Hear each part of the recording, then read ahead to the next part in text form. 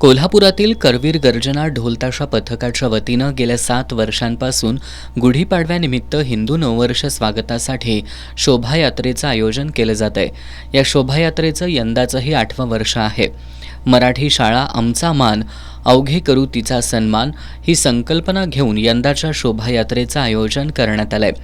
या शोभायात्रेमध्ये चित्ररथ, रंगाविष्कार, दुचाकी पथक, मर्दानी खेळ, लेझिम पथक, बालचमू वेशभूषा स्पर्धा, ध्वज पथक, करवीर गर्जना ढोलताशा पथक तसंच सोनी मराठी वाहिनीवरील कलाकार याबरोबरच छत्रपती शिवाजी महाराज यांची मूर्ती आणि तुळजाभवानी देवीची प्रतिमा असणार आहे.